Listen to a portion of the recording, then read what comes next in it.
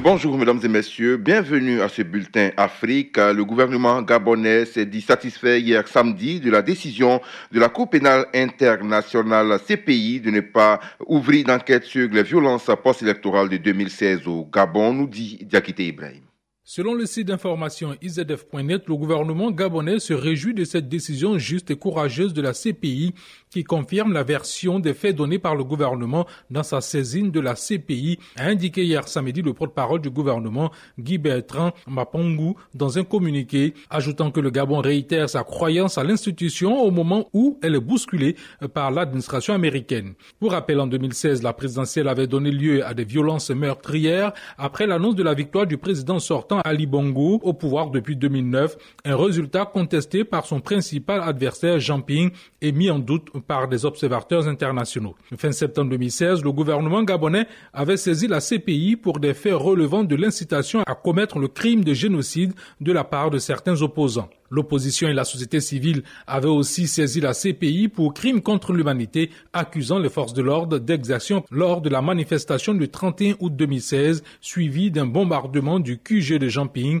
dans la nuit du 31 août au 1er septembre et de plusieurs actes de répression par les milices armées en septembre. En juin 2017, la CPI avait achevé une mission préliminaire au Gabon, mandatant 3 experts à Libreville afin d'examiner des plaintes déposées par le gouvernement, le camp de Jean Ping et 15 ONG. La CPI a décidé vendredi soir de ne pas ouvrir d'enquête, les conditions juridiques n'étant pas remplies. Dans son communiqué, la CPI note que ses conclusions ne sauraient en aucun cas masquer la gravité des actes de violence et des violations des droits de l'homme qui semblent avoir été commis au Gabon lors de la crise post-électorale.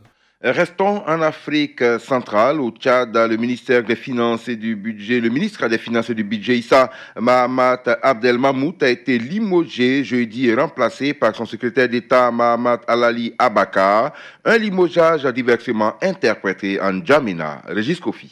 Les 4 mois passés par Issa Mahamat Abdelmamout à la tête du ministère des Finances et du Budget n'ont pas été de tout repos. Le jour de sa nomination, le 7 mai, il a été suspendu de ses fonctions par une mission au contrôle de l'Inspection générale d'État. Un acte qui sera interprété par ses soutiens comme une tentative de l'empêcher de devenir ministre. Un mois plus tard, ce sont les fonctionnaires du ministère des Finances qui protestent bruyamment contre les promotions des fonctionnaires qui n'appartiennent ni au corps des impôts, du trésor ou des douanes. Ensuite, le ministre entre en conflit avec le trésorier payeur général, un proche du chef de l'État, suite à une tentative de retrait d'un montant d'1 milliard des comptes du trésor public.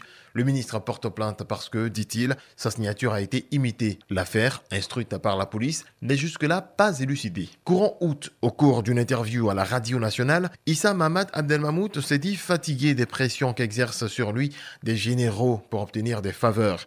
Est-ce la somme de toutes ces mésaventures qui ont coûté son poste au jeune ministre? Une partie de l'opinion pense qu'il n'avait simplement pas le gabarit. Et c'est ce qui explique le choix porté sur son secrétaire d'État, Mahamat Alali Abakar, un retraité de la Banque centrale plus expérimenté que lui. L'affaire a fait scandale au Libéria. Près de 100 millions de dollars américains, environ 50 milliards de francs CFA livrés au port et à l'aéroport de Monrovia se sont mystérieusement volatilisés. Les plus hautes autorités de l'État sont ébranlées. Fleur Kofi. Somme faramineuse évaporée, certaines autorités pointent du doigt au plus haut niveau de l'État. Depuis plusieurs jours, cette affaire noircit les unes des journaux du Libéria. Les faits remontent au 8 août dernier, lorsque le ministère de la Justice ouvre une enquête. Le gouvernement réalise alors qu'environ 15 milliards de dollars libériens en cash, soit environ 58 milliards de francs CFA, se sont volatilisés. Imprimés à l'étranger, ils avaient été livrés en 2 temps au port de Monrovia et à l'aéroport Robert de la capitale. Selon les premiers éléments de l'enquête, la première cargaison a bien été réceptionnée en mars dernier au port par des agents de la Banque centrale, mais ne serait jamais arrivée jusqu'au siège de l'institution. Agents comme billets se seraient évaporés en route. Comment pareille disparition est-elle possible? Les actuelles autorités et leurs prédécesseurs se renvoient à la responsabilité de ce scandale. Une première livraison aurait en effet eu lieu en novembre 2017. Alors qu'Ellen Johnson-Sirleaf était encore au pouvoir. Mais la seconde ne serait intervenue qu'en août dernier. L'ancienne présidente avait alors cédé depuis plusieurs mois son fauteuil à George Weah. Mise en cause, Hélène Johnson-Sirleaf dit ne pas être concernée par cette affaire. Mardi dernier, le gouvernement a rendu public une liste de 15 personnes désormais interdites de sortir du territoire. Face aux difficultés économiques, George Weah avait annoncé en juillet dernier une série de mesures pour lutter contre l'inflation et la chute du dollar libérien, dont l'injection de 25 millions de dollars américains dans l'économie. L'ancien footballeur devenu président avait notamment été élu en promettant de lutter contre la corruption et d'instaurer de meilleures pratiques de gouvernance. Au Cameroun, la campagne électorale pour l'élection présidentielle du 7 octobre s'est ouverte hier samedi. Parmi les 9 candidats en lice, 4 se sont distingués entre meetings et diverses manifestations publiques, pendant que les autres restent globalement absents.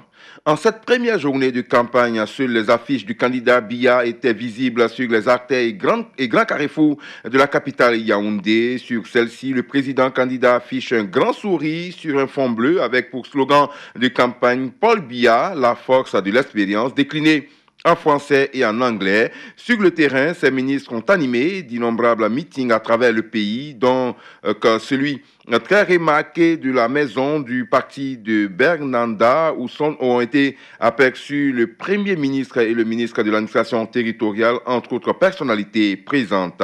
À Douala, Maurice Kanto a bravé l'interdiction dont son meeting du lancement de campagne était frappé dans l'arrondissement de Douala 4. Ses partisans estimés entre 3 et 5 000 personnes sont venus l'écouter et dérouler son programme de changement dans une ambiance particulièrement euphorique.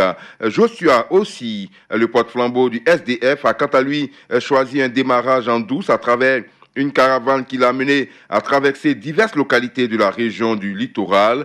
Akere Mouna, le candidat du FPD, s'est lui payé le confort de l'auditorium de 1500 places du palais des congrès de Yaoundé. Face au soutien et partisans, il a présenté son programme pour une nouvelle république.